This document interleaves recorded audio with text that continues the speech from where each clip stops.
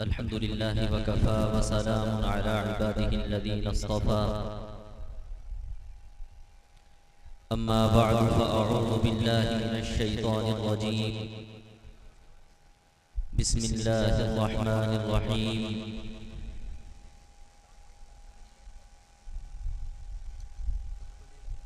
قل إن كنتم تحبون الله فاتبعوني صدق الله العظيم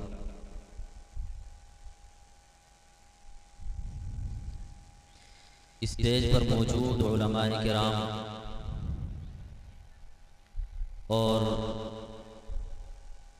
قرب و جوار سے تشریف لائے ہوئے مہمانان اعظام،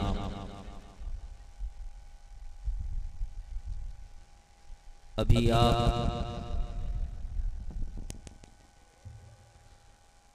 جناب قاری تابش ریحان صاحب کے کلام سے مستفیض ہو رہے تھے۔ اس سے پہلے آپ کے سامنے حافظ قرآن اور حفظ قرآن کی فضیلت پر حضرت مولانا محمد عمر صاحب دامت برکاتہم العالیہ خطاب فرما رہے تھے۔ تقریباً اس موضوع پر تو گفتگو کرنے کی ضرورت باقی نہیں رہی ہے کہ حفظ قرآن کی کیا فضیلت ہے اور حافظ قرآن کو اللہ رب العزت سے کیا نسبت حاصل ہوتی ہے، کیونکہ حضرت مولانا بھی اس پر گفتگو فرما چکے ہیں اور ہمارے مشہور شاعر اسلام جناب قاری تابش ریحان صاحب بھی اس پر ایک اپنا کلام پڑھ چکے ہیں، اور دوسرے وہ اشعار کے جو حضرت مولانا محمد عمر صاحب دامت برکاتہم العالیہ نے ترتیب دیے ہیں، وہ اشعار بھی انہوں نے آپ کے سامنے اپنے مخصوص لب و لہجے میں پڑھ کر کے سنائے۔ اس کلام میں جو بالکل آخری ٹکڑا ہے جس کی نسبت میری جانب کر دی گئی ہے، میں اس وقت بھی حضرت مولانا سے کہہ رہا تھا اور اب آپ حضرات سے بھی کہ میرے حوالے سے کچھ زیادہ ہو گیا ہے۔ آپ حضرات بھی جانتے ہیں، اسٹیج پر موجود علماء کرام بھی جانتے ہیں، اور سب سے زیادہ تو آدمی خود اپنے بارے میں جانتا ہے۔ حضرت مولانا کی وسعت ظرفی ہے کہ آپ نے اس طرح کی باتیں ذکر فرمائی، آپ کی وسعت ظرفی کہ آپ نے سنی، لیکن اللہ رب العزت دلوں کے احوال سے بخوبی واقف ہے۔ اللہ رب العزت جانتا ہے کہ یہ ہمارے لیے ہمارے قد سے زیادہ القابات بھی ہوئے ہیں، تعریفی جملے اور کلمات بھی ہوئے ہیں۔ بہرحال آپ کے سامنے کچھ ضروری چیزیں ذکر کرنی ہیں، امید یہی ہوگی کہ آپ حضرات توجہ کے ساتھ بات سماعت فرمائیں گے۔ ہمارے اس پروگرام کو جہاں قرآن کریم سے نسبت حاصل ہے، وہیں اس کو ماہ ربیع الاول میں ہونے کی وجہ سے نبی اکرم صلی اللہ علیہ وسلم کی مبارک سیرت سے بھی نسبت حاصل ہے۔ ہماری گفتگو کے دو موضوع ہوں گے کہ جس پر ہم آپ کے سامنے بات کریں گے۔ پہلا موضوع یہ ہوگا کہ نبی اکرم صلی اللہ علیہ وسلم کی سیرت کہا کس کو جاتا ہے، اور دوسرا موضوع یہ ہوگا کہ اس سیرت سے کون سا سبق ہمیں ملتا ہے اور کون سی چیزیں ایسی ہیں کہ جو سیرت کی روشنی میں ہم اپنی زندگی کے اندر لازم بنائیں۔ یہ دو چیزیں ہماری گفتگو کا موضوع ہوں گی، آپ توجہ رکھیں۔ اگر ہمارا یہ پہلا عنوان مکمل ہوتا ہے تو انشاءاللہ دوسرے عنوان پر بھی بات تفصیل سے ہوگی، لیکن جو وقت ہے اس کے مطابق ہمیں یہ لگتا ہے کہ شاید پہلا عنوان ہی مکمل نہ ہو سکے۔ سیرت کہا کس کو جاتا ہے، آپ اس پر توجہ رکھیے رکھیے گا کہ نبی اکرم صلی اللہ علیہ وسلم کی سیرت کے تعلق سے پروگرام ہم کرتے ہیں، کراتے ہیں، جلسے سنتے ہیں اور سناتے ہیں، علماء کرام ہماری جلسوں کی زینتیں بنتے ہیں اور علماء کی باتیں ہم سنتے ہیں۔ نبی اکرم صلی اللہ علیہ وسلم کی سیرت کے متعلق ہم وہ واقعات بھی سنتے ہیں جو آپ علیہ السلام کی ولادت سے پہلے کے ہیں، وہ واقعات بھی سنتے ہیں جو نبی اکرم صلی اللہ علیہ وسلم کی ولادت کے بعد پیش آئے۔ نبی علیہ السلام مکہ المکرمہ میں مقیم رہے، وہ باتیں بھی ہم سنتے ہیں۔ آپ نے مکے سے مدینے کی جانب ہجرت فرمائی، یہ تذکرے بھی ہم سنتے ہیں۔ مدینہ منورہ میں رہتے ہوئے امام الانبیاء نبی اکرم صلی اللہ علیہ وسلم نے حق کی اشاعت کے لیے باطل جماعتوں سے مقابلہ بھی کیا ہے۔ ان تمام کی تمام باتوں کو ہم سنتے ہیں اور یہ تمام کی تمام چیزیں نبی اکرم صلی اللہ علیہ وسلم کی سیرت سے متعلق ہوتی ہیں۔ ان چیزوں کو نبی علیہ السلام کی سیرت کا ایک حصہ، سیرت کا ایک جز کہا جاتا ہے۔ لیکن آپ توجہ رکھیے گا، سوال یہاں پر یہ پیدا ہوتا ہے کہ آپ جس طریقے سے امام الانبیاء نبی اکرم صلی اللہ علیہ وسلم کو اپنا نبی مانتے ہو، نبی علیہ السلام کو سچا مانتے ہو، برحق مانتے ہو، اللہ رب العزت کا پیغمبر مانتے ہو، اسی طریقے سے حضرت عیسیٰ علیہ السلام کو بھی آپ نبی مانتے ہو، سچا نبی مانتے ہو، برحق مانتے ہو، اللہ رب العزت کا پیغمبر مانتے ہو۔ حضرت موسیٰ علیہ السلام کو بھی نبی مانتے ہو، سچا نبی مانتے ہو، اللہ رب العزت کا پیغمبر یقین کرتے ہو۔ تو سوال یہ پیدا ہوتا ہے کہ ہمارے جلسوں میں امام الانبیاء نبی اکرم صلی اللہ علیہ وسلم کی سیرت ہی کو تنہا کیوں بیان کیا جاتا ہے؟ آخر وہ کون سی وجوہات ہیں کہ امام الانبیاء نبی اکرم صلی اللہ علیہ وسلم کے علاوہ ہمارے جلسوں کی باضابطہ زینت اور ہمارے جلسوں کے باضابطہ عنوان حضرت عیسیٰ علیہ السلام کی زندگی نہیں ہوتی، حضرت موسیٰ علیہ السلام کی زندگی نہیں ہوتی، حضرات انبیاء علیہ السلام کے تذکرے بطور خاص ہمارے جلسوں کا حصہ کیوں نہیں بنتے ہیں؟ اور ہم جس طریقے سے سیرت النبی کے عنوان پر جلسے منعقد کرتے ہیں، اس طریقے سے ہم حضرت موسیٰ علیہ السلام، حضرت عیسیٰ علیہ السلام اور دیگر انبیاء علیہ السلام کی سیرت پر جلسے کیوں منعقد نہیں کرتے؟ آپ اس بات پر توجہ رکھیے گا۔ ممکن ہے آپ سے یہ سوال اسلام کے علاوہ وہ جماعتیں بھی کریں جو یہودیت سے وابستہ ہیں، جو عیسائیت سے وابستہ ہیں۔ ممکن ہے آپ سے یہ سوال وہ لوگ بھی کریں جو آپ کے اس ملک میں رہنے والے سناتن دھرم سے تعلق رکھنے والے ہیں۔ آپ اس کا جواب انتہائی بصیرت کے ساتھ اپنے پاس محفوظ رکھیے گا کہ ہم امام الانبیاء نبی اکرم صلی اللہ علیہ وسلم کی سیرت کو بیان کرتے ہیں اور اس کو بیان کرنے کی 4 بنیادیں ہیں۔ پہلی بنیاد تاریخیت ہے، دوسری بنیاد عملیت ہے، تیسری بنیاد کاملیت ہے اور چوتھی بنیاد جامعیت ہے۔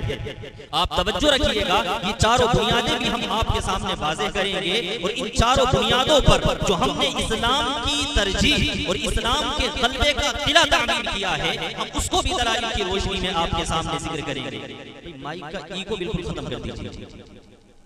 نبی اکرم صلی اللہ علیہ وسلم کی سیرت کی 4 جز ہیں، جن 4 جزوں کی وجہ سے ہم امام الانبیاء نبی اکرم صلی اللہ علیہ وسلم کی سیرت کو ترجیح دیتے ہیں۔ پہلی وجہ تاریخیت ہے، دوسری وجہ کاملیت ہے، تیسری وجہ جامعیت ہے اور چوتھی وجہ عملیت ہے۔ ان 4 وجوہات کو آپ توجہ سے سنیے گا۔ تاریخیت کا مطلب یہ ہے کہ ہم جس نبی کا تذکرہ کرتے ہیں وہ نبی ایسا ہے کہ اس کی زندگی اتنی قابل اعتماد اور مستند ہے کہ دنیا کا کوئی شخص بھی چاہے وہ اسلام کو ماننے والا ہو یا اسلام کو ماننے والا نہ ہو، وہ امام الانبیاء نبی اکرم صلی اللہ علیہ وسلم کی سیرت کے اوپر سوالیہ نشان نہیں لگا سکتا ہے۔ نبی علیہ السلام کی زندگی اتنی مستند اور یقینی زندگی ہے کہ اپنوں نے بھی اس کا اعتراف کیا ہے اور غیروں نے بھی اس کا اعتراف کیا ہے، اور یہ دنیا کا عام قانون اور ضابطہ ہے کہ جب کسی آدمی کو کوئی واقعہ سنایا جائے اور اس واقعے کے بارے میں آدمی کو بتایا جائے کہ یہ واقعہ اسی آسمان کی چھت کے نیچے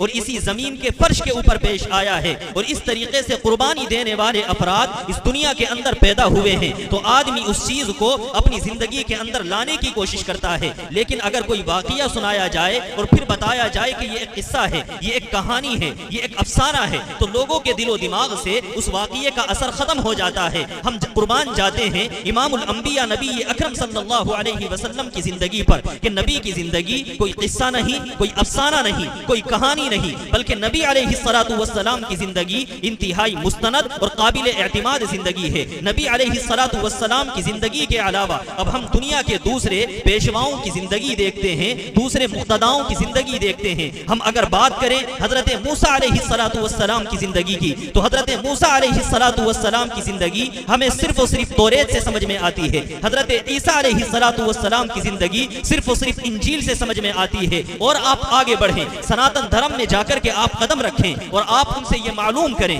کہ یہ بتائیں کہ مہابھارت میں جن لوگوں کے کردار کو بیان کیا گیا ہے، ذرا یہ بتائیں کہ اس آدمی کا نام کیا تھا، اس کے والد کا نام کیا تھا، وہ کس علاقے کا رہنے والا تھا، اس آدمی کی زندگی کیسی تھی۔ مہابھارت کے ماننے والے مہابھارت میں جن لوگوں کا کردار آیا ہے اس کے نام، اس کے والد کے نام، اس کی ماں کا نام اور اس کے ماں کے سلسلہ نسب کے حوالے سے اپنے ہاتھ کو تو کھڑا کر سکتے ہیں، لیکن میدان میں قدم رکھ کر مہابھارت کے کرداروں کو ثابت نہیں کر سکتے۔ حضرت موسیٰ علیہ الصلوۃ والسلام کے ماننے والے حضرت موسیٰ علیہ الصلوۃ والسلام کی زندگی کا صرف اتنا تذکرہ تو کریں گے کہ حضرت موسیٰ علیہ الصلوۃ والسلام کی ولادت ہوئی ہے، اور حضرت موسیٰ علیہ الصلوۃ والسلام کا تذکرہ توریت میں موجود ہے، لیکن خود توریت کے بارے میں آپ یہودیوں سے معلوم کیجئے، عیسائیوں سے معلوم کیجئے، انسائیکلوپیڈیا برٹانیکا کا آپ مطالعہ کیجئے تو آپ کو معلوم ہوگا کہ عیسائی مؤرخین نے توریت کے قابل اعتماد ہونے پر سوالیہ نشان لگایا ہے، عیسائی مؤرخین نے انجیل کے قابل اعتماد ہونے پر سوالیہ نشان لگایا ہے۔ حضرت موسیٰ علیہ الصلوۃ والسلام کی زندگی جس کتاب سے ثابت ہے اس کتاب پر سوالیہ نشان ہیں، حضرت عیسیٰ کی زندگی جس کتاب سے ثابت ہے اس کتاب پر سوالیہ نشان ہیں۔ مہابھارت کے کرداروں کو آپ اگر بیان کرنا چاہیں تو ان کے مصنفین پر سوالیہ نشان ہیں، لیکن آپ قربان جائیں امام الانبیاء نبی اکرم صلی اللہ علیہ وسلم کی زندگی پر کہ نبی کی زندگی پر سب سے پہلی دلیل رب ذوالجلال کا کلام ہے، نبی کی زندگی پر دوسری دلیل نبی کی احادیث ہیں، نبی کی زندگی پر تیسری دلیل نبی کی زندگی پر لکھی گئی سیرت کی کتابیں ہیں، نبی کی زندگی پر چوتھی دلیل تاریخ پر لکھی گئی کتابیں ہیں۔ اگر ہم اس میں پہلی چیز قرآن کریم پر بات کریں تو قرآن کریم یہ تنہا وہ کتاب ہے کہ جس کی حقانیت کو ماننے والے دنیا اسلام میں بھی موجود ہیں، کوئی شخص بھی ایسا نہیں جو اسلام میں قرآن کریم کی حقانیت پر سوال اٹھا سکے۔ اسلام کے ماننے والوں کے بارے میں ممکن ہے کہ کہا جائے کہ اپنے گھر کی کتاب ہے، یہ لوگ تو سچا کہیں گے، لیکن آپ قدم آگے بڑھائیے گا، آپ دیکھیے گا دنیا سناتن دھرم کو، آپ دیکھیے گا دنیا یہودیت کو، آپ دیکھیے گا دنیا عیسائیت کو، عیسائی مؤرخین بھی قرآن کریم کی حقانیت کے معترف ہیں، یہودی مؤرخین بھی قرآن کریم کی حقانیت کے معترف ہیں، اور اگر کسی کو قرآن کریم کی حقانیت پر سوالیہ نشان ہے تو رب ذوالجلال کے کلام کے اندر چیلنج آج بھی اس کے لیے موجود ہے، وَإِن كُنتُمْ فِي رَيْبٍ مِّمَّا نَزَّلْنَا عَلَىٰ عَبْدِنَا فَأْتُوا بِسُورَةٍ مِّن مِّثْلِهِ کہ یہ رب کا وہ کلام کہ جس کلام سے امام الانبیاء صلی اللہ علیہ وسلم کی زندگی ثابت ہوتی ہے، اگر تمہیں اس کلام پر اعتراض ہے، اگر تم اس کلام پر سوالیہ نشان لگانا چاہتے ہو، اگر تمہیں قرآن کریم پر یقین نہیں تو آؤ میدان میں قدم رکھو اور قرآن کریم جیسی کوئی ایک آیت تم پیش کر کے دکھا دو۔ اگر تم نے قرآن جیسی کوئی آیت پیش کر دی تو ہم کہہ سکتے ہیں کہ قرآن کریم کی تاریخیت پر سوالیہ نشان لگایا جا سکتا ہے، ورنہ تنہا قرآن کریم وہ ہے جو نبی علیہ الصلوۃ والسلام کی زندگی کو ثابت کرنے کے لیے کافی ہے۔ آپ توجہ رکھیے گا، ابھی کچھ باتیں ایسی ہوں گی، ابھی ہم عنوان پر چل رہے ہیں، ابھی جو باتیں ہمیں آپ سے کرنی ہیں ان پر نہیں آئے۔ یہ چار عنوان آپ سمجھ لیجئے گا۔ تاریخیت کا مطلب کیا ہے کہ نبی علیہ الصلوۃ والسلام کی زندگی انتہائی مستند اور قابل اعتماد طریقوں سے ثابت ہے۔ نبی علیہ الصلوۃ والسلام کے علاوہ دنیا کی کوئی بھی مذہبی اور غیر مذہبی شخصیت ایسی نہیں کہ جس کی زندگی اتنے قابل اعتماد طریقوں سے ثابت ہو۔ ہم نے دوسرا پہلو بیان یہ کیا کہ نبی علیہ الصلوۃ والسلام کی زندگی میں کاملیت ہے۔ کاملیت کا مطلب کیا ہوتا ہے؟ کاملیت کا مطلب یہ ہوتا ہے کہ ابتدا سے لے کر کے انتہا تک، بچپنے سے لے کر کے عمر کے آخری حصے تک زندگی کا کوئی حصہ ایسا نہ ہو جو لوگوں کی نگاہوں سے اوجھل ہو۔ قربان جائیے، امام الانبیاء نبی کریم صلی اللہ علیہ وسلم کی سیرت ایسی ہے کہ آپ کے بچپنے سے لے کر کے آپ کے دنیا سے وفات پانے تک کا جو زمانہ ہے، اس زمانے میں کوئی بھی حصہ ایسا نہیں جو لوگوں کی نگاہوں سے پوشیدہ ہو۔ اس کے علاوہ اگر آپ حضرت موسیٰ علیہ الصلوۃ अलैहिस्सलाम की जिंदगी को देखना चाहें, अगर आप हजरत ईसा की जिंदगी को देखना चाहें, आप तौरेत का मुताला करें, आपको मालूम होगा तौरेत ने जिक्र किया हजरत मूसा अलैहिस्सलाम की पैदाइश हुई है, हजरत मूसा पैदा हुए हैं, हजरत मूसा की परवरिश फिरौन के दरबार में हुई है। 40 साल की उम्र में रब्बे जुल जलाल ने फिरौन के दरबार से हजरत मूसा अलैहिस्सलाम को फिरौन के दरबार में लाकर के खड़ा किया है। हजरत मूसा को रब्बे जुल जलाल ने नबूवत अता फरमाई है। आपने फिरौन के दरबार में अल्लाह रब्बुल इज्जत के कलाम को बुलंद किया है और फिर फिरौन ने आपके खिलाफ मंसूबा बनाया है और नतीजा ये हुआ कि हजरत मूसा अलैहिस्सलाम ने मिस्र छोड़ा है और मदियन की जानिब गए हैं। ये 4 चीजें हैं, हजरत मूसा की पैदाइश हुई, फिरौन के दरबार में आपकी परवरिश हुई, रब्बे जुल जलाल ने नबूवत से नवाजा तो 40 साल की उम्र में फिरौन के दरबार में खड़े होकर के आपने रब्बे जुल जलाल के कलाम को बुलंद किया। और चौथी बात ये कि फिरौन ने आपके खिलाफ लश्कर कशी की है तो हजरत मूसा अपनी कौम को लेकर के मिस्र से चले गए हैं। ये 4 बातें आपको तौरेत में हजरत मूसा अलैहिस्सलाम के ताल्लुक से नजर आएंगी। 5वीं बात आपको तौरेत में नजर नहीं आएगी। यहाँ सवाल ये पैदा होता है, हजरत मूसा अलैहिस्सलाम पैदा हुए, फिरौन के दरबार में परवरिश हुई, बचपने के जमाने से लेकर के नबूवत मिलने तक का जो जमाना है, इस जमाने के हालात कहाँ चले गए? अगर आप यहूदियों से पूछो तो यहूदी आपके सामने तौरेत को पेश करेंगे और तौरेत ने हजरत मूसा अलैहिस्सलाम की 40 साल की जिंदगी के हालात को बयान नहीं किया है। 40 साल की जिंदगी के बाद हजरत मूसा अलैहिस्सलाम फिरौन के दरबार में आते हैं, रब्बे जुल जलाल के कलाम का नारा बुलंद करते हैं और उसके बाद फिरौन आपका मुखालिफ होता है। आप मिस्र से छोड़ करके मदियन की जानिब आप अपनी कौम को लेकर के चले जाते हैं। इन 4 बातों के सिवा कोई 5वीं बात हमें तौरेत में नजर नहीं आती। अब हम आते हैं दुनिया ईसाइयत से, हम कहते हैं हजरत ईसा अलैहिस्सलाम की जिंदगी को जब हमने इंजील में पढ़ा, हमें मालूम हुआ कि हजरत ईसा अलैहिस्सलाम से पहले अल्लाह के एक नबी हजरत यहया अलैहिस्सलाम तशरीफ लाए। हजरत यहया ने लोगों को आकर के कहा कि लोगों, अल्लाह का एक नबी आएगा, तुम्हें उस नबी के ऊपर यकीन रखना है। हजरत ईसा अलैहिस्सलाम की पैदाइश हुई है हजरत मरियम के बतन से, हजरत मरियम के बतन से पैदाइश हुई। लोगों ने हजरत मरियम पर इल्जाम लगाया कि तूने जिनाकारी की है। हजरत मरियम कौम की जानिब आई हैं और आपने हजरत ईसा अलैहिस्सलाम को गोद में उठा करके कौम के सामने पेश किया। हजरत ईसा अलैहिस्सलाम ने अपनी माँ की पाक दामनी को बयान किया है। यहाँ से हजरत ईसा अलैहिस्सलाम को हजरत मरियम लेकर के चली जाती हैं। अब बचपने से लेकर के 30 साल तक का जमाना है, इंजील उसको बयान नहीं करती। 30 साल के जमाने के बाद हमें नजर आता है कि हजरत ईसा अलैहिस्सलाम ज़ैतून नामी एक पहाड़ पर बैठे हुए हैं और लोगों को नसीहतें कर रहे हैं। हजरत ईसा अलैहिस्सलाम की 4 तकरीरें हैं जो इंजील ने अपने अंदर बयान की हैं। हजरत ईसा अलैहिस्सलाम ने लोगों को समझाया है और हजरत ईसा के समझाने पर 7 वो लोग जो मछली पालने वाले थे, मछलियों का शिकार करने वाले थे, हजरत ईसा पर ईमान लाए हैं। आप तवज्जो रखिएगा, हजरत ईसा की पैदाइश का तज़किरा और उसके बाद 30 साल की उम्र में ज़ैतून नामी पहाड़ पर बैठ करके हजरत ईसा अलैहिस्सलाम की तकरीर का तज़किरा और फिर उस तकरीर के नतीजे में 7 लोगों का इस्लाम लेकर के आना और फिर आखिर में एक चौथी बात ये नकल की गई कि हजरत ईसा अलैहिस्सलाम के यहूदी दुश्मन हो गए थे। नतीजा ये हुआ कि हजरत ईसा अलैहिस्सलाम को फांसी के फंदे पर चढ़ा दिया गया। ये 4 बातें ऐसी हैं जो इंजील के अंदर बयान की हैं। हालांकि इन 4 बातों से हम यहाँ पर कहना चाहेंगे कि चौथी बात कि जिसके बारे में इंजील ने ये जिक्र किया कि हजरत ईसा अलैहिस्सलाम को फांसी के फंदे पर चढ़ाया गया, रब्बे जुल जलाल ने कुरान करीम में बयान फरमाया वमा क़तलूहु वमा सलबूहु वलाकिन शुब्बिह लहुम कि हजरत ईसा अलैहिस्सलाम को ना तो कत्ल किया गया ना उनको सूली दी गई, बल्कि यहूदियों के लिए ये मसला परेशान कुन हो गया था। आप तवज्जो रखिएगा, हम कहना ये चाहते हैं कि हजरत ईसा अलैहिस्सलाम की जिंदगी का बचपन, हजरत ईसा अलैहिस्सलाम की 30 साल की जिंदगी में 4 तकरीरें और फिर आपके दुनिया से रुखसत होने की ये 3 बातें इंजील के अंदर मौजूद हैं। इसके अलावा कोई दूसरी बात मौजूद नहीं। अब आप आइए इमामुल अंबिया नबी अकरम सल्लल्लाहु अलैहि वसल्लम की सीरत की तरफ। हमारा ईमान और अकीदा ये है कि नबी अलैहिस्सलाम की सीरत में जिस तरीके से कामिलियत है, दुनिया की किसी दूसरी मुक़द्दस शख्सियत में उस तरीके की कामिलियत नहीं पाई जाती। आप कामिलियत को जरा मिसाल से समझें। ہمارے چہرے کا یہ اوپر والا حصہ ہوتا ہے. اگر کسی آدمی کی زندگی کے بارے میں آپ معلوم کرنا چاہیں تو بتانے والے بتائیں گے کہ خوبصورت آدمی ہے یا بدصورت آدمی ہے, بال لمبے رکھتا ہے یا چھوٹے رکھتا ہے, اتنی باتیں ذکر کریں گے. لیکن آپ امام الانبیاء نبی اکرم صلی اللہ علیہ وسلم کی زندگی کو دیکھیں کہ نبی علیہ الصلوۃ والسلام کی زندگی میں صرف اتنے حصے سے متعلق علماء نے جو تفصیلات احادیث مبارکہ کی روشنی میں بیان کی ہیں, وہ تفصیلات ایسی ہیں جو نبی علیہ الصلوۃ والسلام کی زندگی کے کامل ہونے کو بیان کرتی ہیں. آپ علیہ الصلوۃ والسلام کے جب بالوں سے متعلق تفصیلات آئی تو نبی علیہ الصلوۃ والسلام کے بالوں کے حوالے سے علماء نے لکھا کہ نبی علیہ الصلوۃ والسلام کے بال سر کے 3 طرح کے ہوا کرتے تھے. کبھی آپ بال لمبے رکھتے تھے, کبھی کان کی لو سے ہوتے تھے اور کبھی کان کی لو کے اوپر ہوتے تھے. نبی علیہ الصلوۃ والسلام اپنے سر میں کنگھا کس طریقے سے کرتے تھے, آپ تیل کون سا ڈالتے تھے, آپ جب سر پر تیل لگاتے تو آپ کے سر کے اوپر اگر کپڑا رکھا جاتا تو اس کپڑے کا رنگ کیسا ہوتا تھا, آپ سر پر پگڑی پہنتے تھے تو پگڑی کو جب آپ باندھتے تھے تو اس کو باندھنے کا طریقہ کیا ہوتا تھا,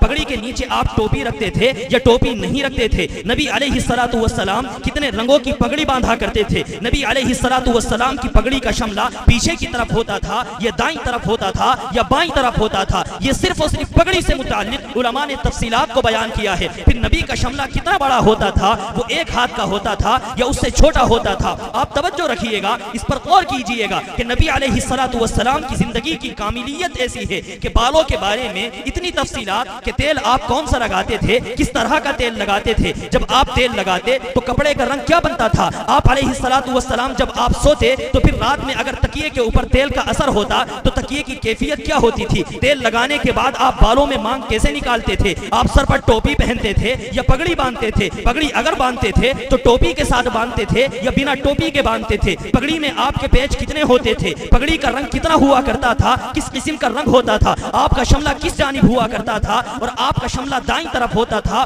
یا بائیں طرف ہوتا تھا. پھر نبی کی بھووں کے بارے میں صحابہ نے تفصیلات بیان کی. نبی علیہ الصلوۃ والسلام کی آنکھوں کے بارے میں صحابہ نے تفصیلات بیان کی. نبی کی ناک کے بارے میں تفصیلات بیان کی. آپ علیہ الصلوۃ والسلام کے مبارک ہونٹوں سے متعلق صحابہ نے تفصیلات کو بیان کیا. نبی علیہ الصلوۃ والسلام کے مبارک دانتوں سے متعلق صحابہ نے تفصیلات کو بیان کیا. نبی علیہ الصلوۃ والسلام کی مبارک داڑھی صحابہ نے اس کا تذکرہ کیا اور بتایا کہ نبی علیہ الصلوۃ والسلام کی داڑھی کیسی تھی, آپ کی مبارک داڑھی میں کتنے قسم کے بال تھے, کس طرح کے بال آپ کے سفید تھے اور کتنے بال ایسے تھے جو آپ کے چمکیلے تھے, کتنے بال ایسے تھے جو سفید تھے. اور آپ علیہ الصلوۃ والسلام کی داڑھی کہاں تک ہوتی تھی, سینے پر پھیلی ہوتی تھی یا اس سے اوپر ہوا کرتی تھی. یہ تفصیلات اللہ رب العزت نے امام الانبیاء نبی علیہ الصلوۃ والسلام کی محفوظ کرائی ہیں بتانے کے لیے کہ نبی علیہ الصلوۃ والسلام کی زندگی میں کاملیت ہے. آپ اس بات پر غور کریں کہ نبی علیہ الصلوۃ والسلام کی زندگی میں پہلی چیز تاریخیت, یہ بھی تمام کے تمام مقتداؤں سے اعلیٰ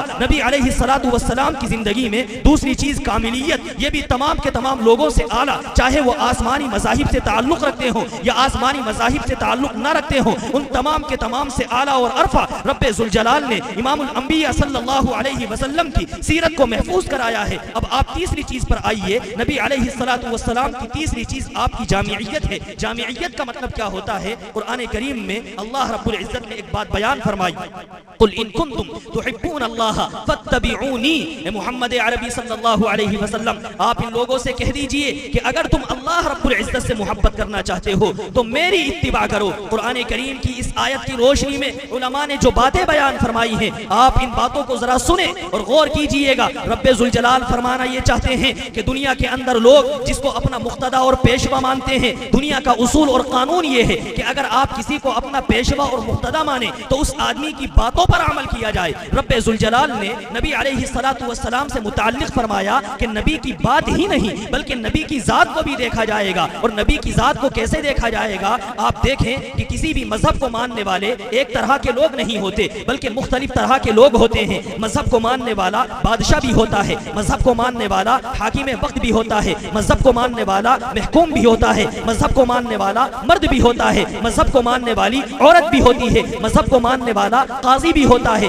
مذہب کو ماننے والا فوجی اور سپاہی بھی ہوتا ہے, مذہب کو ماننے والے دوست و احباب بھی ہوتے ہیں, مذہب کو ماننے والے میاں اور بیوی بھی ہوتے ہیں. رب ذوالجلال نے امام الانبیاء نبی اکرم صلی اللہ علیہ وسلم کی ذات گرامی سے متعلق بیان فرمایا کہ اگر تم حاکم وقت ہو تو نبی علیہ الصلوۃ والسلام کی زندگی کو دیکھ لو, اگر تم محکوم ہو نبی کی زندگی کو دیکھ لو, اگر تم بیمار ہو نبی کی زندگی کو دیکھ لو اگر تم تندرست ہو نبی کی زندگی کو دیکھ لو, اگر تم مرد ہو نبی کی زندگی کو دیکھ لو, اگر تم عورت ہو نبی کی زندگی کو دیکھ لو, اگر تم افسر ہو نبی کی زندگی کو دیکھ لو, اگر تم قاضی ہو نبی کی زندگی کو دیکھ لو, اگر تم اہل و عیال والے ہو نبی کی زندگی کو دیکھ لو, اگر تم دوست و احباب والے ہو نبی کی زندگی کو دیکھ لو. آپ توجہ رکھیے گا کہ ایک آدمی جو بادشاہ ہوتا ہے وہ رعایا کے لیے نمونہ نہیں بن سکتا, جو رعایا ہوتی ہے وہ بادشاہ کے لیے نمونہ نہیں بن سکتی. لیکن قربان جائیے امام الانبیاء نبی اکرم صلی اللہ علیہ وسلم پر, آپ بادشاہ کے لیے بھی نمونہ ہیں, رعایا کے لیے بھی نمونہ ہیں, مرد کے لیے بھی نمونہ ہیں, عورت کے لیے بھی نمونہ ہیں,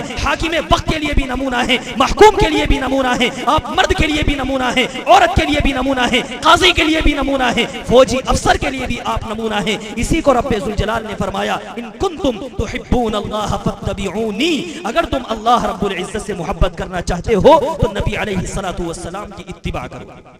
اب ایک آدمی کی ذات ہوتی ہے, دوسری آدمی کی بات ہوتی ہے. بات کا مطلب انسان کے کام ہوتے ہیں. کام کیسے؟ کبھی آدمی اٹھتا ہے بیٹھتا ہے, کبھی آدمی سوتا ہے جاگتا ہے, کبھی ایسا ہوتا ہے کہ ہم کسی کے مہمان بنتے ہیں, کبھی ہم کسی کو اپنا مہمان بناتے ہیں, کبھی ہم سفر کرتے ہیں, کبھی ہم اپنے گھر میں ہوتے ہیں, کبھی ہم دوستوں سے ملاقاتیں کرتے ہیں, اور کبھی ہم بیوی کے ساتھ ہوتے ہیں. یہ ہماری زندگی کے مختلف احوال ہیں, مختلف صورت حال ہے. انسان کی زندگی میں مختلف عمل ہوتے ہیں. اٹھنا اور بیٹھنا الگ عمل ہے, چلنا اور بیٹھنا یہ الگ عمل ہے. انسان مرتا بھی ہے, انسان مارتا بھی ہے, الگ عمل ہے. انسان سوتا بھی ہے اور جاگتا بھی ہے, الگ عمل ہے. انسان دوستوں کے ساتھ بھی رہتا ہے, بیوی کے ساتھ بھی رہتا ہے, الگ عمل ہے. بڑوں کے ساتھ بھی معاملہ کرتا ہے, بچوں کے ساتھ بھی معاملہ کرتا ہے, الگ عمل ہے. رب ذوالجلال نے فرمایا جس طرح نبی کی ذات نمونہ, اسی طریقے سے نبی کے کام بھی نمونہ. اگر تم اٹھنے والے ہو تب بھی نبی نمونہ, اگر بیٹھنے والے ہو نبی تب بھی نمونہ, اگر تم کسی کا استقبال کر رہے ہو نبی تب بھی نمونہ,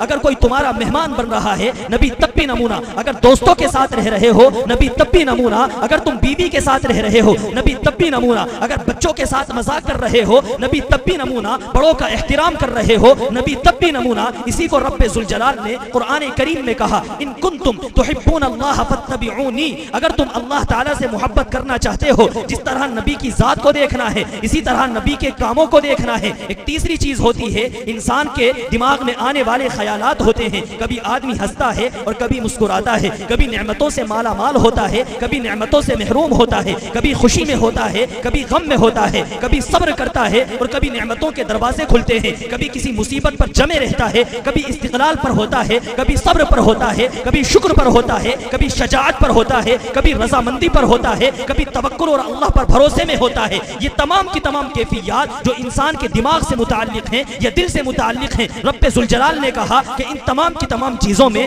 نبی تمہارے لیے نمونہ ہیں. تو نبی اپنی ذات کے اعتبار سے بھی نمونہ, نبی اپنے کاموں کے اعتبار سے بھی نمونہ, اور نبی اپنی سوچ کے اعتبار سے بھی نمونہ. اسی کو رب ذوالجلال نے قرآن کریم میں کہا ان کنتم تحبون اللہ فاتبعونی, اگر تم اللہ تعالیٰ سے محبت کرنا چاہتے ہو نبی کی ذات کو بھی دیکھنا, نبی کے کاموں کو بھی دیکھنا اور نبی کی سوچ کو بھی دیکھنا. یہ تینوں چیزیں ہمارے لیے نمونے کا کام کریں گی. اب آپ علیہ الصلوۃ والسلام کی زندگی کے علاوہ اب ہم حضرت موسیٰ علیہ الصلوۃ والسلام کی زندگی کو دیکھتے ہیں. حضرت موسیٰ علیہ الصلوۃ والسلام کی زندگی میں شجاعت اور بہادری کا پہلو نظر آتا ہے کہ آپ نے وقت کے فرعون سے لڑائی لڑی ہے. حضرت عیسیٰ علیہ الصلوۃ والسلام کی زندگی کو دیکھتے ہیں تو ان کی زندگی میں معاف کرنے کا پہلو نظر آتا ہے. حضرت موسیٰ کی زندگی میں بہادری, حضرت عیسیٰ کی زندگی میں معافی. لیکن اگر کوئی نبی ایسا ہے کہ جس کی زندگی میں بہادری بھی ہے, جس کی زندگی میں معافی بھی ہے, وہ امام الانبیاء نبی اکرم صلی اللہ علیہ وسلم کی زندگی ہے. اسی لیے علماء نے لکھا ہے کہ اگر تم مالدار ہو تو پھر دیکھ لینا مکہ المکرمہ کے اندر فاتحانہ طور پر داخل ہونے والے امام الانبیاء کو. اگر تم مالدار ہو تو بحرین کے خزانے دار کو دیکھ لینا. اگر تم غریب ہو تو شعب ابی طالب کے قیدی کو دیکھ لینا. شعب ابی طالب میں قید ہونے والے امام الانبیاء نبی اکرم صلی اللہ علیہ وسلم کو دیکھ لینا. اگر تم بادشاہ ہو تو شاہ عرب امام الانبیاء کو دیکھ لینا. اگر تم غریب ہو تو مکے کی گلیوں میں گھومنے والے امام الانبیاء کو دیکھ لینا. اگر تم استاذ ہو تو پھر صفہ چبوترے پر بیٹھنے والے صحابہ کو تعلیم دینے والے امام الانبیاء کو دیکھ لینا. اگر تم شاگرد ہو تو جبرائیل امین کے سامنے بیٹھنے والے امام الانبیاء کو دیکھ لینا. اگر تم مسجد کے مقرر ہو تو مسجد نبوی کے منبر کے اوپر کھڑے ہونے والے نبی کو دیکھ لینا. اگر تم فاتح ہو تو جنگ بدر اور جنگ حنین میں فتح مندی حاصل کرنے والے نبی کو دیکھ لینا. اگر تم مفتوح ہو تو پھر جنگ احد میں ظاہری طور پر شکست کھانے والے کو دیکھ لینا. اگر تم باپ ہو تو حضرت فاطمہ کے والد کو دیکھ لینا، اگر تم نانا ہو تو حضرت حسنین کے نانا کو دیکھ لینا، اگر تم شوہر ہو تو حضرت خدیجہ اور حضرت عائشہ کے شوہر کو دیکھ لینا، اگر تم جوان ہو تو مکہ المکرمہ کے جنگلات میں بکریوں کو چرانے والے نبی کو دیکھ لینا، اگر تم بچے ہو تو آمنہ کے لاڈلے کو دیکھ لینا، اگر تم عمر دراز ہو تو امام الانبیاء نبی اکرم صلی اللہ علیہ وسلم جو مدینہ منورہ میں رہ کر کے حکومت چلاتے ہیں، امام الانبیاء کی ذات کو، مدنی زندگی کو دیکھ لینا، اگر تم جج ہو تو پھر دیکھ لینا اس نبی کو کہ جو سورج کے نکلنے سے پہلے مسجد حرام میں آتا ہے، لوگوں میں لڑائی ہو رہی تھی کہ کون حجر اسود اٹھا کر کے اوپر رکھے گا، اس لڑائی میں لوگوں نے تلواریں نکالی تھی اور فیصلہ یہ ہوا تھا کہ جو کل صبح سورج نکلنے سے پہلے مسجد حرام میں آئے گا وہ ہمارے درمیان فیصلہ کرائے گا۔ اگر تم جج ہو تو مسجد حرام میں سورج نکلنے سے پہلے داخل ہونے والے امام الانبیاء کو دیکھ لینا، اگر تم گاؤں کے سرپنچ بنے ہوئے ہو، منصف بنے ہوئے ہو، قاضی بنے ہوئے ہو تو مسجد نبوی میں بیٹھنے والے امام الانبیاء صلی اللہ علیہ وسلم کو دیکھ لینا۔ یہ نبی علیہ السلام کی زندگی ہے جو ہمارے اور آپ کے لیے ہر اعتبار سے نمونہ ہے۔ امام الانبیاء صلی اللہ علیہ وسلم کے علاوہ اگر آپ غور کریں تو آپ کو معلوم ہوگا کہ حضرت ابراہیم علیہ السلام کی زندگی میں ہمیں نظر آتا ہے کہ آپ نے بتوں کو توڑا ہے، حضرت نوح کی زندگی میں نظر آتا ہے کہ آپ نے اپنی قوم کے اوپر غصہ کیا، آپ کی قوم نالائق تھی، آپ نے اللہ رب العزت سے بددعا کی، حضرت نوح کی زندگی میں غصہ نظر آتا ہے، حضرت ابراہیم کی زندگی میں بتوں کو توڑنا نظر آتا ہے، حضرت موسیٰ کی زندگی میں سپہ سالاری نظر آتی ہے، حضرت عیسیٰ کی زندگی میں معافی نظر آتی ہے، حضرت دانیال کی زندگی میں محبت نظر آتی ہے، حضرت یوسف کی زندگی میں صبر نظر آتا ہے، حضرت ایوب علیہ السلام کی زندگی میں بھی صبر نظر آتا ہے، حضرت داؤد کی زندگی میں زبور کا تلاوت کرنا نظر آتا ہے، حضرت سلیمان کی زندگی میں بادشاہت نظر آتی ہے، لیکن وہ شخصیت جو تمام کے تمام انبیاء کی زندگی کو جامع ہے، اگر تمہیں حضرت سلیمان علیہ السلام کی بادشاہت بھی دیکھنی ہو، حضرت یوسف اور حضرت ایوب کا صبر بھی دیکھنا ہو، حضرت موسیٰ کا جاہ و جلال بھی دیکھنا ہو، حضرت نوح کا غصہ بھی دیکھنا ہو، حضرت عیسیٰ کا عفو درگزر کو بھی دیکھنا ہو، حضرت دانیال کی محبت بھی دیکھنی ہو، حضرت لوط کی حکمت بھی دیکھنی ہو، حضرت اسحاق کی رضا بھی دیکھنی ہو، حضرت اسماعیل کا بھی صبر دیکھنا ہو، تو یہ تمام کی تمام چیزیں اگر کسی کی زندگی میں نظر آئیں گی وہ امام الانبیاء نبی اکرم صلی اللہ علیہ وسلم کی زندگی ہے، جس کے بارے میں علماء نے کہا کہ دیگر انبیاء کی زندگی کی مثال تو ایسی ہے کہ سب اپنی اپنی الگ دکانیں لیے بیٹھے ہیں، کسی کی دکان پر صبر ملتا ہے، کسی کی دکان پر محبت ملتی ہے، کسی کی دکان پر غصہ ملتا ہے، کسی کی دکان پر شجاعت ملتی ہے، کسی کی دکان کے اوپر عفو درگزر ملتا ہے، کسی کی دکان کے اوپر پریشان حالات میں اللہ رب العزت کے دین کی دعوت دینا ملتا ہے۔ لیکن جب آپ امام الانبیاء نبی علیہ السلام کے پاس جائیں گے تو آپ دکان والے نہیں بلکہ آپ بازار والے ہیں کہ جہاں پر ہر قسم کے اخلاق و کمالات آپ کو نظر آئیں گے، فضل و کمال کی چیزیں نظر آئیں گی۔ صبر لینا ہو امام الانبیاء کے پاس آؤ، شجاعت لینی ہو امام الانبیاء کے پاس آؤ، کفر کے خلاف اگر غصہ لینا ہو امام الانبیاء کے پاس آؤ، اگر حکومت لینی ہو امام الانبیاء کے پاس آؤ، اگر عفو درگزر لینا ہو امام الانبیاء صلی اللہ علیہ وسلم کے پاس آؤ۔ یہ نبی علیہ السلام کی زندگی ہے جو تنہا دیگر تمام انبیاء علیہ السلام کی زندگی کو جامع۔ یہاں ایک بات اور یاد آتی ہے، اس بات کو بھی ہم آپ کے سامنے ذکر کیے دیتے ہیں۔ آج سے 80-90 سال پرانی بات ہے کہ پٹنے میں ایک ماسٹر صاحب تھے، وہ ایک رسالہ نکالا کرتے تھے، رسالے کا نام تھا نور اسلام۔ نور اسلام رسالے میں انہوں نے ایک مرتبہ ایک روداد لکھی اور اس روداد میں انہوں نے لکھا، واقعے میں انہوں نے لکھا کہ میرا ایک ہندو دوست ہے، وہ یہ کہتا ہے کہ میں نے انبیاء علیہ السلام کی زندگی کا مطالعہ کیا ہے، لیکن اس مطالعے میں اس نتیجے پر پہنچا ہوں کہ نبی اکرم صلی اللہ علیہ وسلم کی زندگی جتنی جامع ہے اتنی جامع کسی دوسری شخصیت کی زندگی نہیں۔ اس سے پوچھا گیا، ماسٹر صاحب نے معلوم کیا کہ آپ اس نتیجے پر کیسے پہنچے، تو اس ہندو کا آپ جواب سنیے۔ اس نے کہا کہ میں اس نتیجے پر اس طرح پہنچا ہوں کہ دیگر انبیاء علیہ السلام کی زندگی کو بھی میں نے پڑھا، لیکن نبی علیہ السلام کی زندگی تنہا ایسی زندگی ہے کہ آپ کی زندگی میں اس طرح کی مختلف چیزیں نظر آتی ہیں کہ اتنی مختلف چیزیں کسی دوسری شخصیت کی زندگی میں نظر نہیں آتی۔ ماسٹر صاحب نے معلوم کیا کہ ذرا مثال دے کر کے سمجھائیں، تو اس ہندو نے کہا کہ جب میں نے نبی علیہ والسلام کی زندگی کو دیکھا تو میں اس نتیجے پر پہنچا اور میں نے غور کیا کہ آپ علیہ السلام بادشاہ تو ایسے کہ سارے عرب کی حکومت آپ کے ہاتھ میں ہے، آپ طاقتور تو ایسے ہیں کہ سارے عرب پر آپ کا قبضہ ہے، لیکن عاجز اور بے بس ایسے ہیں کہ اپنی ذات کے اوپر اپنا بھی اختیار نہیں سمجھتے بلکہ اللہ رب العزت کا اختیار سمجھتے ہیں۔ آپ مالدار تو ایسے ہیں کہ آپ کے دربار میں بحرین کے خزانے لائے جا رہے ہیں، اونٹوں پر لاد کر کے سونا اور چاندی لایا جا رہا ہے، لیکن غریب ایسے ہیں کہ آپ کے گھر میں چولہا جلنے کی تیاری ہو رہی ہے۔ آپ سپہ سالار ایسے ہیں کہ 313 کو لے کر کے آپ نے 1000 کافروں کا منہ پھیر دیا، اور صلح پسند ایسے ہیں کہ آپ نے ہزاروں کے لشکر کے باوجود کفار مکہ نے جب آپ سے صلح کرنے کو کہا تو صلح کے کاغذ پر آپ نے بے چون و چرا دستخط کر دیے۔ آپ بہادر ایسے ہیں کہ جنگ حنین میں جب سب چلے گئے تھے تنہا آپ اپنا گھوڑا لے کر کے کافروں کی جانب چلے گئے، اور آپ رحم دل ایسے کہ آپ کی تلوار سے ناحق کبھی کسی کا خون نہیں بہا۔ آپ تعلق دار ایسے کہ تمام کے تمام غریبوں کا، مسکینوں کا اور پریشان حال لوگوں کا آپ خیال رکھتے، اور بے تعلق ایسے کہ اپنے اللہ کے سوا آپ کسی دوسرے سے تعلق نہ رکھتے۔ آپ علیہ السلام دشمنوں کے دشمن ایسے کہ اللہ کے دشمنوں کو کبھی معاف نہ کرتے، اور آپ رحم دل ایسے کہ اللہ رب العزت کے محبت کرنے والوں کو کبھی آپ غصے کی نگاہ سے نہ دیکھتے۔ وہ ہندو کہتا ہے کہ عین اس وقت میں جب ہمارا دل یہ چاہتا ہے کہ ہم اس کو کوئی سپہ سالار بولیں، ہم ان کو کوئی فوجی بولیں، تو اس وقت میں وہ نبی ہمیں راتوں کو اللہ رب العزت کے سامنے گڑ گڑاتا ہوا اور روتا ہوا نظر آتا ہے۔ جب ہمارا دل یہ چاہتا ہے کہ اس نبی کو ہم کہیں کہ یہ تو کشور کشا کوئی بادشاہ ہے جو ملکوں کے اوپر حملے کرتا ہے اور ملکوں کو فتح کر لیتا ہے، اس وقت میں اس نبی کا بڑا معصوم چہرہ ہمارے سامنے نظر آتا ہے۔ جب ہمارا دل یہ چاہتا ہے کہ اس نبی کو ہم شاہ عرب بولیں تو شاہ عرب بولنے کے ساتھ ساتھ ہم دیکھتے ہیں کہ اس نبی کے گھر میں چولہا جلنے کی تیاری ہو رہی ہے۔ جب ہم یہ چاہتے ہیں کہ اس کو عرب کا بادشاہ بولیں تو ہمیں نظر آتا ہے کہ وہ نبی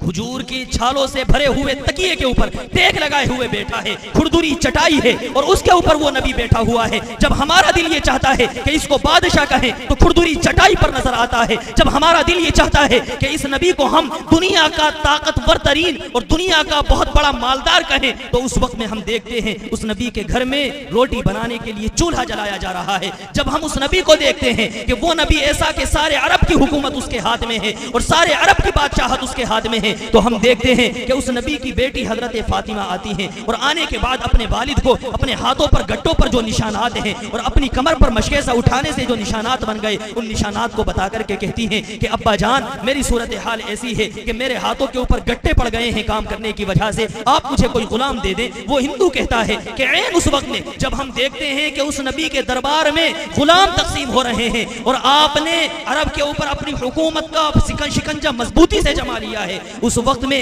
امام الانبیاء صلی اللہ علیہ وسلم کی بیٹی اپنی غربت کا شکوہ کرتی نظر آتی ہے۔ اس وقت میں کہ جب روم اور ایران والے اپنے گھٹنے نبی علیہ السلام کے سامنے ٹیکنے پر مجبور ہو جاتے ہیں، اس وقت میں ہم دیکھتے ہیں کہ حضرت عمر فاروق رضی اللہ تعالی عنہ نبی علیہ السلام کے کمرے میں داخل ہوتے ہیں۔ دیکھتے ہیں حضرت فاروق اعظم رضی اللہ تعالی عنہ کہ نبی علیہ السلام لیٹے ہوئے ہیں ایک چٹائی پر اور آپ کے کمرے میں ایک طرف مشکیزہ لٹک رہا ہے، آپ کے کمرے میں ایک طرف جو کے دانے رکھے ہوئے ہیں اور آپ کے کمرے میں ایک طرف تلوار لٹک رہی ہے۔ حضرت فاروق اعظم جب آتے ہیں امام الانبیاء صلی اللہ علیہ وسلم بیٹھ جاتے ہیں، حضرت فاروق اعظم کہتے ہیں کہ یا رسول اللہ چٹائی پر لیٹنے کی وجہ سے آپ کے جسم مبارک پر نشانات پڑ چکے ہیں، یا رسول اللہ روم اور ایران والے تو بڑے ناز و نعم میں رہتے ہیں، بڑے ان کے پاس پیسے ہیں اور آپ امام الانبیاء ہو کر کے اس طریقے کی پریشانی کی زندگی گزار رہے ہیں۔ نبی علیہ السلام نے فرمایا تھا وَلَلْآخِرَةُ خَيْرٌ لَكَ مِنَ الْأُولَى کہ ہمارے لیے آخرت بہتر ہے۔ وہ ہندو کہتا ہے کہ جب ہم دیکھتے ہیں امام الانبیاء صلی اللہ علیہ وسلم کی زندگی کو تو ہمیں نظر آتا ہے کہ ایک وقت وہ آیا کہ حضرت ابو سفیان جو سب سے بڑے آپ کے دشمن مانے جاتے تھے، جب امام الانبیاء صلی اللہ علیہ وسلم مکہ فتح کرنے کے لیے جا رہے ہیں تو امام الانبیاء صلی اللہ علیہ وسلم نے حضرت عباس سے کہا کہ عباس ابو سفیان کو لے کر کے پہاڑ کی چوٹی پر کھڑے ہو جانا۔ حضرت عباس ابو سفیان کو لے کر کے پہاڑ کی چوٹی پر کھڑے ہو گئے ہیں۔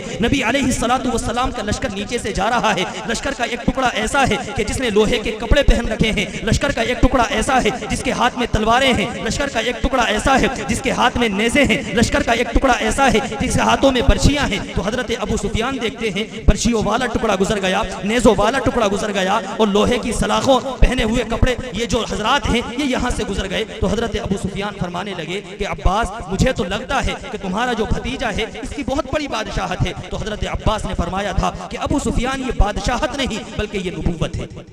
یہ حضرت ابو سفیان رضی اللہ تعالی عنہ ایمان میں داخل ہوتے ہیں. اس ہندو نے ایک دوسری بات کو لکھی کہ حضرت عدی ابن حاتم جو عرب کا ایک مشہور سخی گزرا ہے حاتم تائی، اس کے بیٹے ہیں حضرت عدی ابن حاتم. نبی علیہ الصلوۃ والسلام کے دربار میں آتے ہیں. دربار میں آنے کے بعد دیکھتے ہیں کہ نبی علیہ الصلوۃ والسلام بیٹھے ہوئے ہیں. بعض صحابہ اپنے سروں کو جھکائے بیٹھے ہیں اور بعض صحابہ کے ہاتھوں میں تلواریں ہیں. حضرت عدی ابن حاتم فرماتے ہیں کہ جو سروں کو جھکائے صحابہ بیٹھے تھے ان کو دیکھ کر کے ایسا لگتا تھا کہ یہ کسی نبی کا دربار ہے، لیکن جب میں تلوار والے صحابہ کو دیکھتا تو ایسا نظر آتا کہ کسی بادشاہ کا دربار ہے. میں ابھی اسی پریشانی میں تھا کہ یہ نبی کا دربار ہے یا بادشاہ کا دربار ہے. این اس وقت میں دیکھتا ہوں کہ مدینہ منورہ کی ایک لونڈی آتی ہے، ایک باندی آتی ہے اور آ کر کے نبی علیہ الصلوۃ والسلام سے کہتی ہے کہ یا رسول اللہ، میرا آقا مجھے پریشان کرتا ہے، آپ میری ضرورت کو پورا فرما دیں. قربان جائیے امام الانبیاء نبی اکرم صلی اللہ علیہ وسلم پر حضرت عدی ابن حاتم فرماتے ہیں کہ جس نبی کے بارے میں ابھی شش و پنج میں مبتلا تھا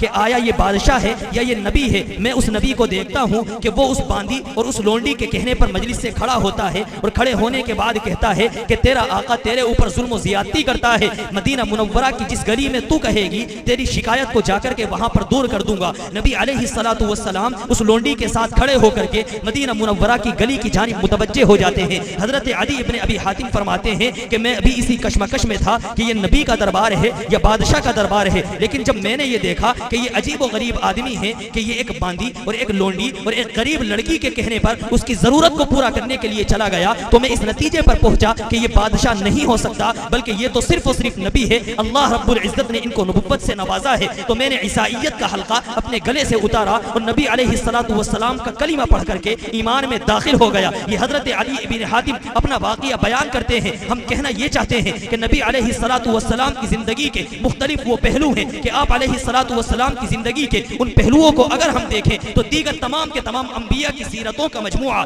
نبی علیہ الصلوۃ والسلام کی زندگی میں ہمیں نظر آتا ہے. ہم آخری بات کہہ کر کے آپ کے سامنے سے اپنی بات ختم کرنا چاہیں گے. آپ اس پر توجہ رکھیے گا. آپ نے سنا حضرت موسیٰ علیہ الصلوۃ والسلام کے بارے میں کہ آپ نے مصر سے مدین کی جانب ہجرت فرمائی ہے. حضرت موسیٰ نے اگر ظالم بادشاہ فرعون کو چھوڑ کر کے مصر سے مدین کی جانب ہجرت فرمائی ہے. اگر آپ یہ نمونہ دیکھنا چاہتے ہو تو امام الانبیاء نبی علیہ الصلوۃ والسلام کی زندگی میں دیکھنا کہ مکے کے کافروں کی وجہ سے نبی علیہ الصلوۃ والسلام نے مکہ مکرمہ کو چھوڑا ہے اور مدینہ منورہ کی جانب ہجرت فرمائی ہے. اگر آپ نے حضرت عیسیٰ کے بارے میں سنا کہ زیتون نامی پہاڑی پر کھڑے ہو کر کے حضرت عیسیٰ نے اللہ رب العزت کے پیغام کو پہنچایا ہے، اگر یہ چیزیں دیکھنی ہو امام الانبیاء کی زندگی میں دیکھنا کہ آپ نے کوہ طور پر کھڑے ہو کر کے امام الانبیاء نے کوہ صفا پر کھڑے ہو کر کے اللہ رب العزت کے پیغام کو پہنچایا ہے. اگر آپ نے حضرت موسیٰ کے بارے میں یہ سنا کہ کوہ طور پر حضرت موسیٰ اللہ سے ملاقات کرنے جاتے تھے تو پھر امام الانبیاء کے بارے میں بھی دیکھنا کہ آپ غار حرا میں رب ذوالجلال کی عبادت کرنے جاتے تھے. اگر آپ نے حضرت داؤد کے بارے میں سنا کہ جب وہ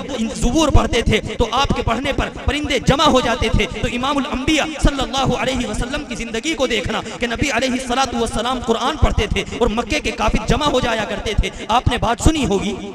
امام الانبیاء صلی اللہ علیہ وسلم خانہ کعبہ میں تلاوت کر رہے ہیں، قرآن کریم پڑھ رہے ہیں. ابو جہل بھی آ کر کے قرآن سنتا ہے، ابو لہب بھی قرآن سنتا ہے، ابو سفیان بھی قرآن سنتے ہیں اور اخنس بن شریق بھی قرآن سنتا ہے. یہ تمام کے تمام لوگ وہ ہیں جو کافر ہونے کے باوجود امام الانبیاء صلی اللہ علیہ وسلم کا کلام سنتے نظر آتے ہیں. آپ دیگر انبیاء کی زندگی کو دیکھتے جائیے گا اور امام الانبیاء کی زندگی کو بھی دیکھیے گا. ہم یہاں پر یہودیوں کو مخاطب بنا کر کے کہنا چاہیں گے اگر تمہارے پاس ایسے حضرت موسیٰ ہیں کہ جنہوں نے فرعون کے ظلم سے اپنے آپ کو بچا کر کے آپ نے مصر سے مدین کی جانب ہجرت فرمائی ہے، تو ہمارے پاس ایسے امام الانبیاء ہیں کہ جنہوں نے مکے کے کافروں کی وجہ سے مکہ مکرمہ سے مدینے کی جانب ہجرت فرمائی ہے. ہم یہودیوں سے کہیں گے کہ اگر تمہارے پاس ایسے حضرت موسیٰ ہیں جنہوں نے کوہ طور پر جا کر کے رب ذوالجلال سے ملاقات کی ہے، ہمارے پاس بھی ایسے نبی ہیں جنہوں نے غار حرا میں جا کر کے رب ذوالجلال کی عبادت کی ہے. ہم عیسائیت سے کہیں گے اگر تمہارے پاس ایسے نبی ہیں جنہوں نے کوہ زیتون پر کھڑے ہو کر کے لوگوں کو دین کی دعوت دی ہے، ہمارے پاس بھی ایسے نبی ہیں جنہوں نے کوہ صفا پر کھڑے ہو کر کے کہا تھا